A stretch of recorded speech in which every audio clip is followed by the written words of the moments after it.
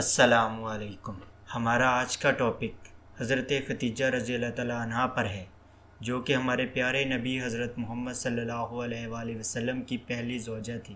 امۃ المومنین سیدہ حضرت خدیجہ طاہرہ وہ نیک بخت خاتون ہیں جن سے خلاصہ کائنات حضرت محمد صلی اللہ علیہ وآلہ وسلم کا پہلا عقیدہ ہوا، اور انہوں نے محمد بن عبداللہ محمد رسول اللہ صلی اللہ علیہ وآلہ وسلم ہوتے ہوئے دیکھا۔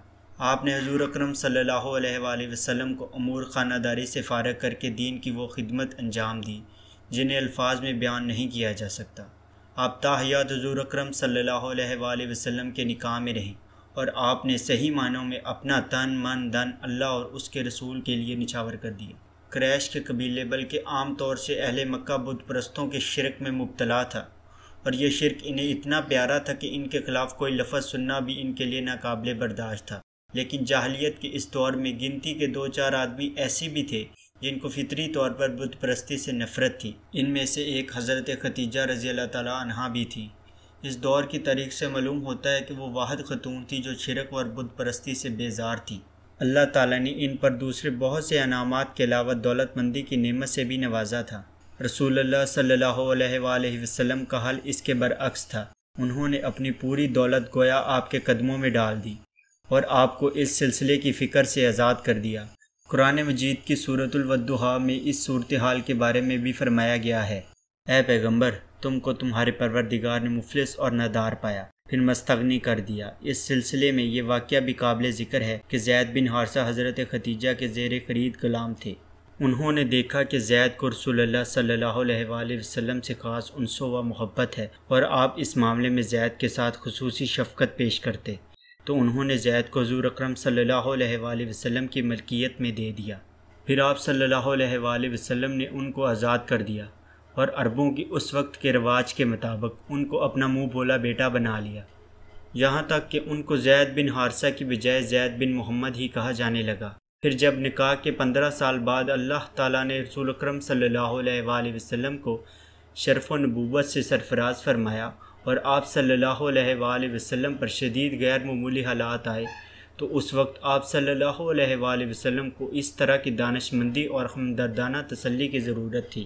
وہ اللہ تعالیٰ کی خاص توفیق سے حضرت خدیجہ سے ہی ملی، اور جب وہ آپ صلی اللہ علیہ وآلہ وسلم کو اپنے چاچا زاد بھائی ورقہ بن نوفل کے پاس لے گئے، جو مکہ کی پوری آبادی میں واحد صحیح العقیدہ نصرانی اور تریت اور انجیل کے عالم تھے، اور انہوں نے رسول اللہ صلی اللہ علیہ وآلہ وسلم سے غار حرا کا واقعہ سن کر پورے ہوش و حواس کے ساتھ آپ صلی اللہ علیہ وآلہ وسلم کو مبعوث من اللہ نبی ہونے کی بات کہی، تو حضرت خدیجہ رضی اللہ تعالیٰ عنہا نے بھی ان کی اس بات کو سن کر دل سے قبول کر لیا۔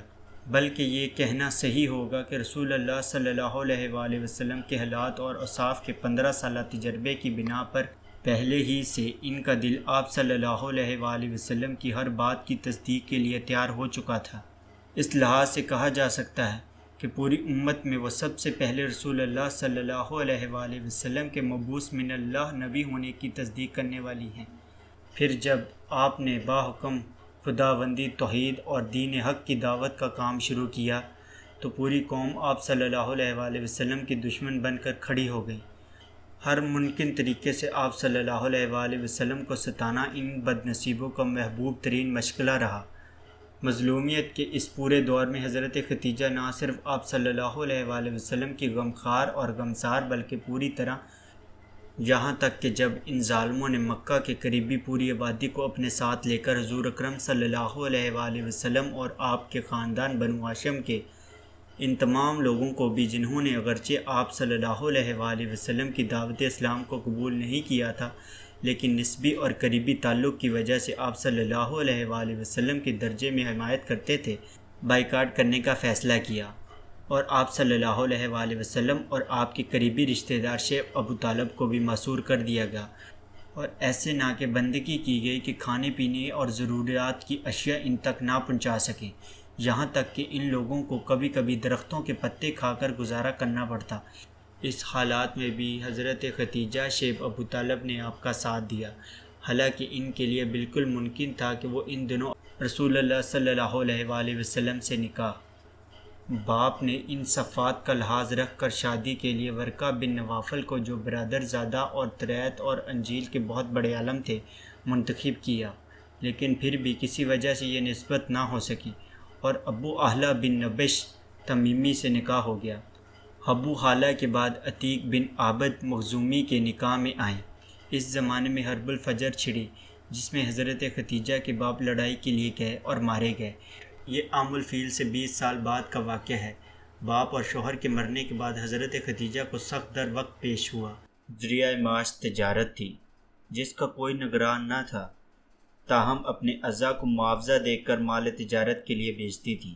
ایک مرتبہ مال کی روانگی کا وقت آیا تو حضرت ابو طالب نے حضرت محمد صلی اللہ علیہ وآلہ وسلم کو کہا کہ تم کو ختیجہ رضی اللہ تعالیٰ عنہا سے جا کر ملنا چاہیے، ان کا مال شام جائے گا، بہتر ہوگا کہ تم بھی ساتھ جاؤ۔ میرے پاس روپیہ نہیں ہے، ورنہ میں خود تمہارے ساتھ سرمایہ مہیا کر دیتا۔ رسول اللہ صلی اللہ علیہ وآلہ وسلم اہل مکہ میں امین کے لقب سے مشہور تھے، اور آپ کے حسن و سلوک، ریاست بازی، صادق اور امانداری اور پاکیزہ اخلاق کے عام چرچے تھے۔ حضرت ختیجہ رضی اللہ تعالیٰ عنہا کو اس گفتگو کی خبر ملی تو فوری پیغام بھیجا کہ آپ میرا مال تجارت لے کر شام جائیں، جو معاوضہ میں دوسروں کو دیتی ہوں اس کا ڈبل آپ کو دوں گی۔ حضرت محمد صلی اللہ علیہ وآلہ وسلم نے قبول فرما لیا اور مال تجارت لے کر مصرع غلام ختیجہ کے ہمراہ بصری شام میں ایک جگہ تشریف لے گئے۔ اس سال کا نفع سالانہ نفع سے 2 گنا زیادہ تھا۔ حضرت ختیجہ کی دولت اور اچھے اخلاق نے تمام قریش کو اپنا گرویدہ بنا لیا تھا اور ہر شخص ان سے نکاح کا خواہش مند تھا، لیکن کارگانے قضائے قدر کی نگاہیں کہیں اور پڑ چکی تھیں۔ حضرت محمد صلی اللہ علیہ وآلہ وسلم مال تجارت لے کر شام واپس آئے تو حضرت ختیجہ نے شادی کا پیغام بھیجا۔ نفیسہ بنت منیہ اس خدمت پر مقرر ہوئیں۔ آپ صلی اللہ علیہ وآلہ وسلم نے منظور فرمایا اور شادی کی تاریخ مقرر ہو گئی۔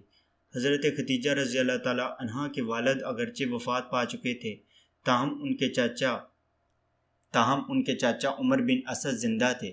عرب میں عورتوں کو یہ آزادی حاصل تھی کہ شادی بیاہ کے متعلق خود گفتگو کر سکتی ہیں۔ اس بنا پر حضرت ختیجہ رضی اللہ تعالیٰ عنہا نے چاچے کے ہوتے ہوئے خود براہ راست تمام مرتبے طے کیے، تاریخ متعین کی۔ ابو طالب اور تمام رسائے خاندان، جن میں حضرت حمزہ بھی تھے، حضرت ختیجہ رضی اللہ تعالیٰ عنہا کے مکان پر آئے۔ حضرت ختیجہ رضی اللہ تعالیٰ عنہا نے بھی اپنے خاندان کے چند بزرگوں کو جمع کیا ہوا تھا۔ ابو طالب نے خطبہ نکاح پڑھا۔ عمر بن اسد کے مشورے سے 500 طلائی درہم حق مہر ادا پایا، اور ختیجہ طاہرہ رضی اللہ تعالیٰ عنہا حرم نبوت ہو کر امۃ المومنین کے شرف سے ممتاز ہوئیں۔ اس وقت حضرت محمد صلی اللہ علیہ وآلہ وسلم 25 سال کے تھے اور حضرت ختیجہ رضی اللہ تعالیٰ عنہا کی عمر 40 برس کی تھی۔ یہ بحثیت نبوی سے 15 سال پہلے کا واقعہ ہے۔ حضرت ابراہیم رضی اللہ تعالیٰ عنہا کو چھوڑ کر جن کا انتقال بچپن ہی میں ہو گیا تھا، آپ صلی اللہ علیہ وآلہ وسلم کی ساری اولاد انہی میں سے ہوئی۔ ناظرین، امید کرتا ہوں کہ آپ کو ہماری یہ ویڈیو ضرور پسند آئی ہوگی۔ یہ ہمارا پارٹ 1 تھا جو حضرت ختیجہ رضی اللہ تعالیٰ عنہا کی بایوگرافی پر ہم نے بنایا۔